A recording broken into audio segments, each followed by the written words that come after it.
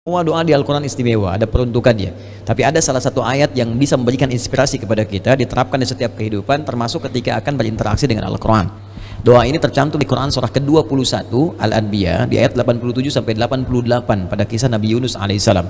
Dari 83 sampai 84 Nabi Ayub alaihissalam, Nabi Zakaria yang kemudian selanjutnya 85, 86, 87, 88-nya kemudian masuk kepada kisah Nabi Yunus alaihissalam. Wa dhannuni idh dhahaba mughadiba wa dhanna an lan naqdir alaihi fanada fi dhulumati an la ilaha illa anta subhanaka inni kuntu minadh dhalimin. Nah, ini dawamkan doa ini.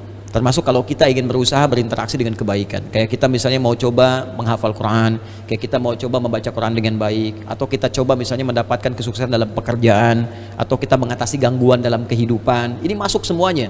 Kenapa? Karena dasar pertama, ini ada 3 bagian di doa ini yang penting kita garis bawahi. Pertama, la ilaha illa anta. Ya? Awas. 2, subhanak. 3, inni kuntu minadh dhalimin. Jadi kalau kita zikirkan misalnya la ilaha illa anta subhanaka inni kuntu minadh dhalimin, la ilaha illa anta subhanaka inni kuntu minadh dhalimin.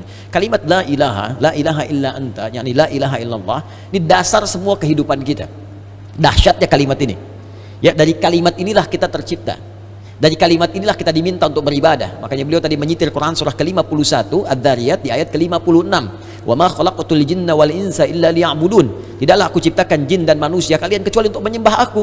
Dan penyembahan pertama itu ditafsirkan kalimat la ilaha illallah. Quran surah Thaha ayat ke-14. Innani anallahu la ilaha illa ana fa'budni. Wa ma khalaqatul jinna wal insa illa liya'budun. Jadi tujuan kita beribadah kepada Allah Subhanahu wa taala untuk la ilaha illallah.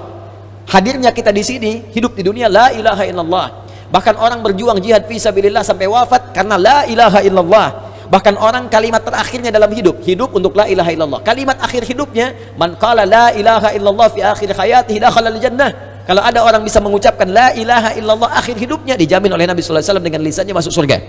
Bayangkan, kita hidup untuk la ilaha illallah, berjuang untuk la ilaha illallah. Wafat pun bisa mengucapkan la ilaha illallah. Dijamin semua kebaikan. Jadi ketika kita berdoa menggunakan satu kalimat ini kepada Allah, seakan-akan kita mengatakan, ya Allah, bukankah dengan kalimat ini, bukankah dengan kata ini aku dihidupkan untuk beraktivitas, bukankah dengan kata ini aku diminta beribadah, bukankah dengan kata ini aku diminta untuk berjuang sampai wafat, maka dengan semua keistimewaan di kata ini, ya Allah, mohon kabulkan, aku ingin minta sesuatu. Aku sakit, mohon sembuhkan, ya Allah. Aku dikerjai orang, mohon lindungi, ya Allah. Aku punya kesulitan, mohon mudahkan, ya Allah. Subhanak. Subhanak, kata subhanak itu menafikan semua yang tidak setara dengan sifat-sifat Allah. Ya, contoh orang mengatakan Allah punya anak, makanya turun Quran surah kedua ayat 116. Wa qalu takhadzallahu walada subhana. Tepikan semua yang tidak ada hubungan dengan Allah Subhanahu wa taala. Karena itu ketika kita mengatakan subhanak, ya Allah, aku meyakini enggak ada Tuhan selain Engkau. Enggak ada sifat-sifat yang layak Engkau sandang kecuali apa yang telah Engkau tetapkan. Aku mohon ampun, ya Allah, selama ini inni kuntu minadh dhalimin. Aku salah. Aku salah, ya Allah. Aku katakan Tuhan hanya Engkau, tapi aku kadang diperbudak dunia. Aku ikut sesembahan dunia. Aku akhirkan ketika Engkau minta, Engkau panggil sholat, aku mengikuti panggilan dunia. Aku katakan subhanak, Engkau yang maha suci, Engkau yang maha esa, Engkau yang maha agung, tapi aku mengagungkan yang lain. Aku salah, ya Allah. Inni kuntu minadh dhalimin. Aku salah. Nah, kalau kita dawamkan doa ini dalam kehidupan, la ilaha illa anta subhanaka inni kuntu minadh dhalimin, maka satu kalimat ini adalah kalimat yang sangat indah yang bisa mempercepat doa. Tahu dari mana ini semua?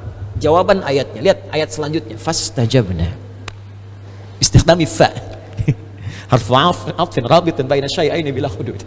Cepat, huruf yang mengikat 2 peristiwa dan berlangsung tanpa jeda. Peristiwa pertama berdoa, peristiwa kedua jawaban dari doa. Ya, wa qul wa fi hadhil ayat min ayat 83 84 qul fastajabna di ayu fastajabna pakai fa semuanya. Fastajabna, kami akan cepat jawab. Fastajabna, kami akan cepat jawab. Ya, jadi ketika Yunus alaihissalam memohon kepada Allah, jawaban dari Allah langsung mengatakan, siapa yang mengucapkan man qala la ilaha illa anta subhanaka inni kuntu minadh dhalimin fastajabna, kami akan jawab, kata Allah Subhanahu wa taala. Ya, ya, lalu apa yang terjadi kepada Yunus alaihissalam? Fanajjainahu minal gham. Ya, kami lepaskan dari kesulitan hidupnya. Ya, tapi kalimat yang indah bukan kami bebaskan dari perut ikan paus, kami lepaskan dari gham. Gham itu kalimat yang umum, ya, masih luas, sesuatu yang membuat kita gelap. Bukankah Anda kalau mendapatkan berita dari kantor, Anda sekarang berhenti kerja, gelap langsung. Padahal harinya siang. Ya, bisa kepleset di jalan, gitu kan? Lamaran ditolak langsung gelap, gitu kan? Itu gham namanya. Wa kadzalika nunjil mu'minin. Demikianlah kalau ada orang beriman setelah ini mengamalkan doa yang sama, kata Allah, kami jamin kami akan kabulkan seperti aku mengabulkan doanya Yunus alaihissalam.